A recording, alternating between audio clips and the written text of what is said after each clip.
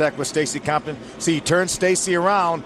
Stacy tries to, he's got the wheels cut to the left. When he clears that 27 truck, it pulled him right down in front of Andy Lally. And what hard contact. That's concrete, too. Yeah, no safer barrier down there.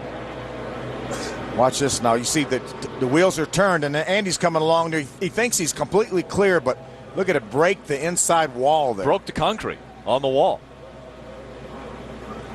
NASCAR and obviously Phoenix International Raceway is going to have to take a very hard look at that.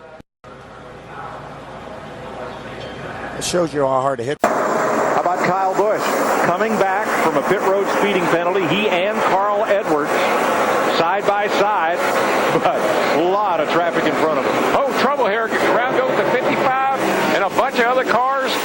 Holy cow. Elliott Sadler involved, Michael Waltrip, Kyle Petty, Joe Nemechek. I believe those. And the track is blocked. There is nowhere to go. Nemechek pulls into a stop. Let's see how this got started. Well, we heard on the radio somebody saying, I'm not sure who it was, that Kyle got into the back of Michael.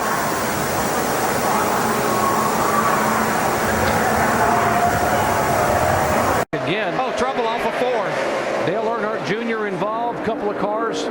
Tony Stewart is there. The 17 is there. Bobby Labonte in the 71. 20 of Logano involved. There's no room on this front straightaway to avoid trouble. Man, they stack them up huge right here. Now this chain reaction all started coming up out of the corner. There's Junior on the inside of Marcos Ambrose. You can see Junior down on the apron, loses the traction again, gets sideways. Ryan Newman gets pushed into him by Sam Hornish. They both make it through, though. Then it just starts stacking up behind him. See Casey Mears just sliding his way through there. Top of the screen there, see the 88 car sideways. And they stack up right behind him. Yeah, we talk about utilizing that apron. It's really difficult to do on a restart, though, where you have low air pressures. It just, again, de-wedges the car so much, you just don't have that grip. The car snaps around in a hurry. And it begins at Brian Vickers and his number 83 Toyota. You see Vickers right there on the outside of Matt Kenseth. Yeah, the first time I saw this, I thought when he got sideways that maybe the 56 got into him, but I don't think he did now. I think it was just from Matt getting into the 83 of Vickers and getting him loose. And it's, you know, we've seen cars have trouble off of 2 over there. It must be really slick up high. Now we'll look at Martin Truex's in-car, which will show you that he did not get into Vickers. Yeah. Until Vickers was already sideways. Little contact there with Matt Kenseth. You're all clear, man. All clear all the way down. Big crash behind you. Big crash. Yeah, Martin and the 56 Truex actually did a great job of getting through that without any contact. Got a hold. Check it up. Come on. Low. Watch me. Both sides. Come on. Go low. Good job. The long dry spell for Kevin Harvick and Richard Childress Racing comes to a close at Phoenix. He slides to the finish line while they crash behind him. Keselowski threads the needle as cars crash to the checkered flag. I don't understand why they didn't throw the caution there. The 10 car was losing a lot of fluid.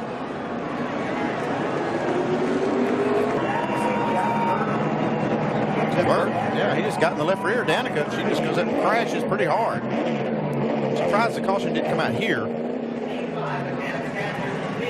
And it should be thrown right there. Car sitting in the middle of the racetrack. Look at the streak. Wow.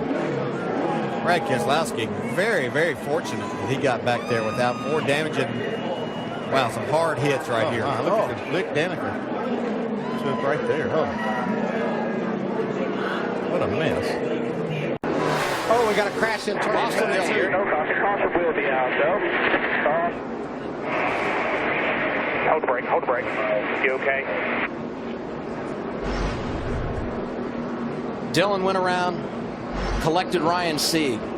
Austin had restarted in the 5th position, was 6th when he went around. Bubba Wallace is racing on the inside of Austin Dillon. You see Elliott Sadler get loose off the corner there. That opened the door for Byron, and bam. That's Cole Custer that drives into the side of Dillon. And unfortunately for Ryan Sieg, getting out. And like you guys said, I mean, NASCAR has been very clear that that's not something that they want to see. And as a competitor, especially when you're in Cole's position. Isn't done. He's able to hang on that right rear quarter panel, Phil. He's up beside Ron Hornaday going down into turn 3. It's very difficult to keep your truck up under you when you've got another truck on. Oh, Adams already. There goes Ron Hornaday. He turns around. Into the wall he goes. The left front of the truck. And problems with the 71 getting into him as well. Johnny Benson got a piece of that. He got a piece of Ron Hornaday. Johnny Benson, yes, on the right side of that truck, more damage. These two trucks separated by just 6 points, and they didn't even make it to the start-finish line for lap 1. Kyle Busch just drives up on the outside of him, gives Ron plenty of room, but Ron slides up the hill and gets into Kyle Busch. Had to chase that truck up the hill. He made contact. Kyle does a nice job saving his truck, but Ron Hornaday cannot keep that truck out of the outside wall. And J.R. Fitzpatrick, who had a great qualifying effort, came in and made some pretty hard contact with the 33 of Hornaday. They're still wrecking. The track was pretty much blocked. You know, when you go down in that turn and someone's spinning like Hornaday was, the visibility's terrible. You can't see through all the smoke. Adam, what's up? Turning Clint Boyer into the wall, collecting Joey Logano. Caution flag is out. Almirola slides in. Did the leader take the white flag before the caution came out? Limit to the garage, straight right.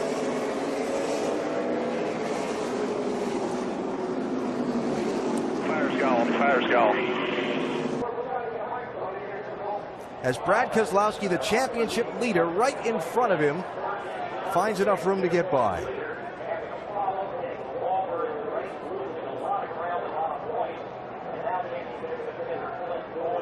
See, Almirola got in the oil there and couldn't get his car under control. You see Clint, he's trying to figure out which way to go. He knows that Jeff's mad. I thought maybe his best shot was to go underneath. Still there. Jeff is just very determined to take care of business. That was a real act of a champion. You okay there?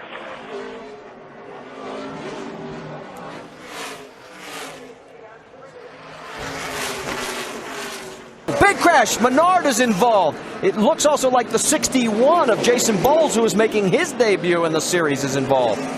And Menard's got a lot of damage. These cars were both vehicles that were at least one lap down. That is Paul Menard, window net down. That's the best news. Yeah, they are. They're going to bring him down pit road now because this is such a big mess on the straightaway. Now the question everybody's wondering is, did he have a cut tire because of that? Because here's the next lap. Yeah, no, he was just got down on the apron with the left front, got him really loose, gets him up into the wall, and then the 61 nowhere to go. And everybody else luckily misses it. Here's another view. Boy, Jason Keller just escapes.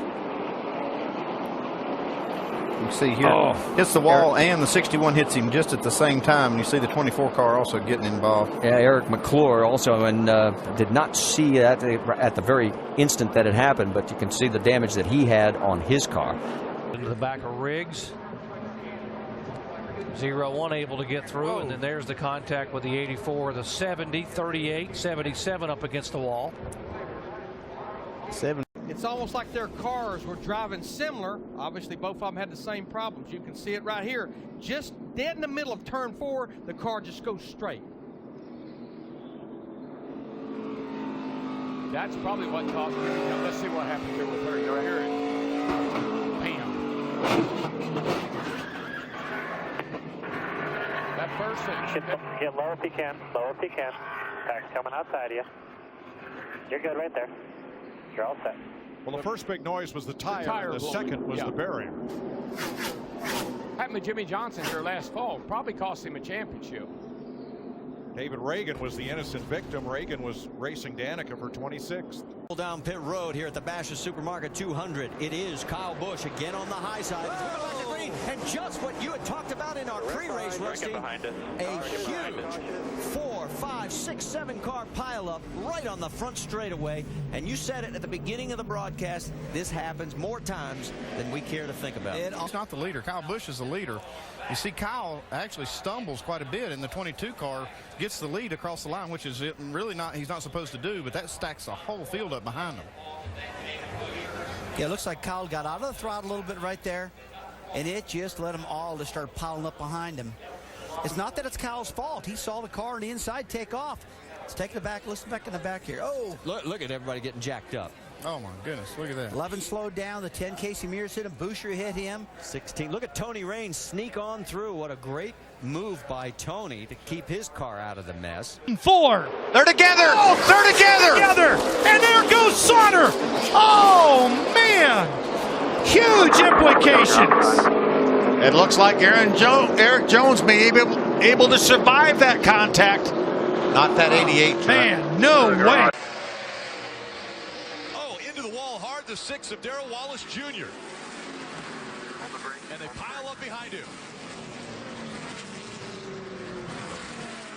Big impact. We could hear that in the booth. Up ahead is Kensington in 15th place. Oh, wow. Yikes. Man, that hurt. That's when you're really thankful for a safer barrier.